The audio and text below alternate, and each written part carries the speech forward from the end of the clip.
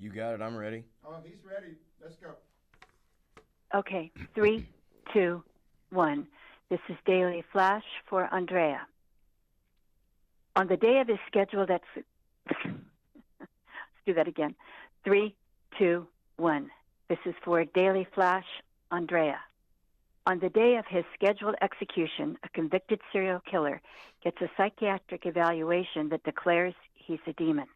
However, before his time is up, he claims the psychiatrist will commit 3 murders of his own. The movie is called Nefarious, and the star, Sean Patrick Flannery, joins us now to talk about it. Welcome, Sean.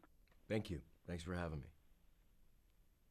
Sean, you're known for your roles in Boondock Saints, The Boys, and The Young and the Restless. I'm curious what drew you to this particular role in Nefarious, because it seems off character for you. Well, as is everything in this industry, what really drew me to it is the script. And the way that they have crafted this character is, in my opinion, unparalleled in anything I've read in 30 years. Steve Dace, I thought, wrote an amazing book. I didn't happen to read that book until after I read the script. But this character, it's normally handed to, A-list actors. So the fact that it landed in my lap, man, if I get a hold of that football, I'm going to run as fast as I can. I'm not saying I won't get caught and tackled, but I'm going to run as fast as I can. The book was written by a best-selling New York Times author. You didn't read the book until after you finished, and so when you read the book, did that give you an idea that you might have done something differently, or did you like the idea that you were able to do the interpretation yourself? The script was so well crafted. Everything I needed was in between fade in and fade out. This character lived between action and cut. That's it. I didn't take any of it home with me, and that is a testament to the quality of the writing. Everything that I needed for that role was contained in the script. Chuck and Carrie are two of the best writers I've ever had the opportunity to work with, and I don't say that lightly. So when you do a script that's this well executed, it makes the job easy. It really does. When you go home after playing a character like this that is so intense, like you said, between gut and action, how do you take off that wardrobe and put on your, husband and father wardrobe? That's an interesting question, and I'll tell you this. I don't know what this whole actor's channeling somebody is. I don't know what becoming a character is. I don't become anybody. I'm my kid's dad. I'm my wife's husband. That never leaves. I play a role. I don't become a role. I play a role in between action and cut. And after they say that, if my phone rings and it's my boys, I pick it up and I'm daddy. I don't understand what this is. I had to leave part of my soul behind, and I had to really get in touch with a traumatic incident. I honestly don't know what that's like. And God bless everybody. Everybody has their own process and procedure, but and maybe that's why they're better or whatever. But for me, it truly is make-believe, and I hope people believed it. But I don't become anybody other than who I am. So talking about make-believe, why do you suppose we as an audience are so drawn to thrillers and movies that give us a good scare, but let's say a safe scare? Well, I think audiences are drawn to good. I know me. I don't necessarily like a certain genre for genre's sake, but I like well-executed films in all genres. And I'll give you an example of that. Like, for example, a horror film that really I don't even think constitutes horror. One of my favorites was When a Stranger Calls. There's no blood, there's no guts, there's no stabbing, there's no shooting. It's just this implication of potential impending doom that, man, when I first saw that as a kid, that was horrifying to me. It was so well executed. I mean, you when the credits come up is when you realize, oh, okay, I'm safe. I'm out of harm's way. It was just so well executed, and I hope we're even in the ballpark of that. So do you want the audiences to, what do you want them to feel? I mean, do they like this guy, or do they hate this guy? You know, I've never been one to try and dictate what an audience feels. Really, at my core, I hope they believe this guy.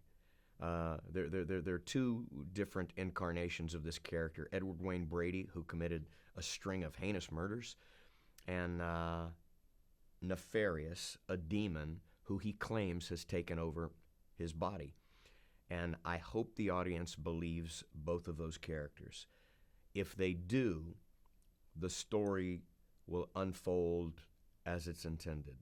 So my real hope is just that they believe it. I hope I did a decent enough job to make them invest and be compassionate about one and be angered at another. That's really my hope.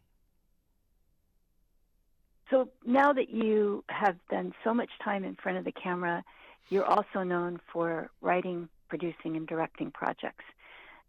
Do you have a preference?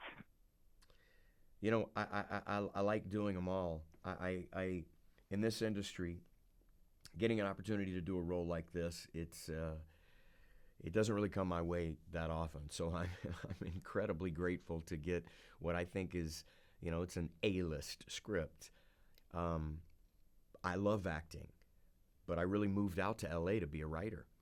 And the acting kind of took hold and took on a life of its own, and I'm incredibly grateful. I haven't had to get a real job in 30 years. I've been able to put food on the table for my family for 30 years without getting a real job. When I say real job, I mean, I consider a real job only those things that you would do it if they pay you, and that's it. Man, I would do this for free. I really would. I would write for And free. when you're directing, what's the way that you communicate to an actor, because you're also an actor? As a director, does that give you more strength, or does that make you too much of an insider to the acting? No, I'm a firm believer. You know, even when I waited tables, I think the best managers at a restaurant are managers who have waited tables. They have been a line cook, a sous chef. They have expedited food. They have cleaned the dishes. They know every aspect of what they're doing.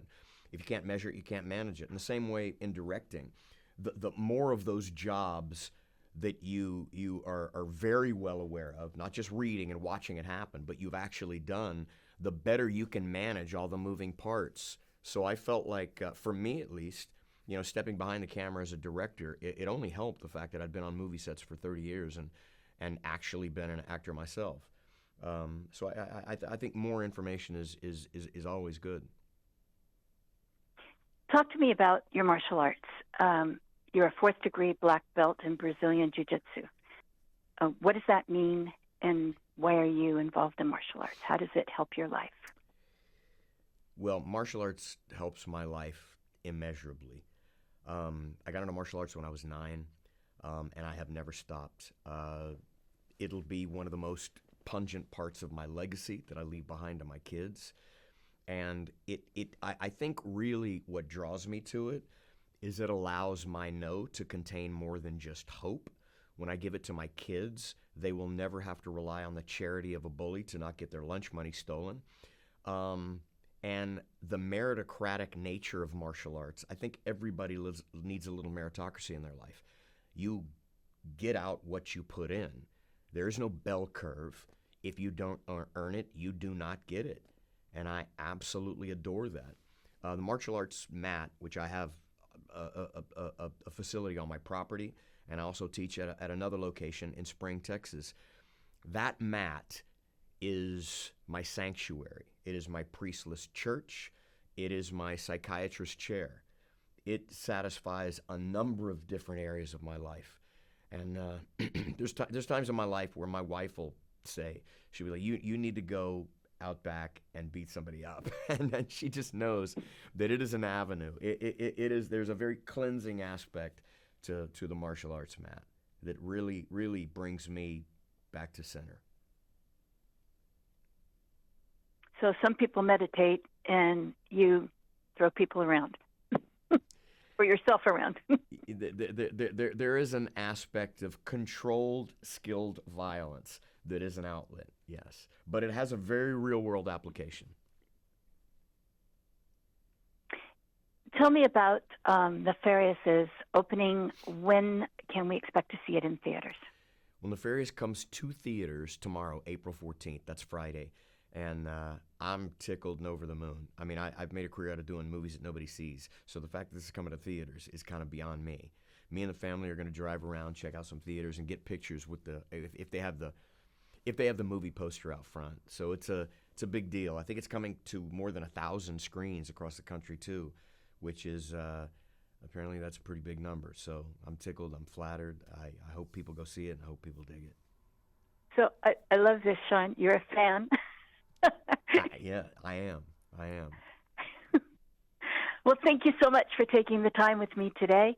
It's been a pleasure to have you on the Daily Flash, and continued successes. Thank you, ma'am. I appreciate it. Okay, cut. Thank you, Stacy.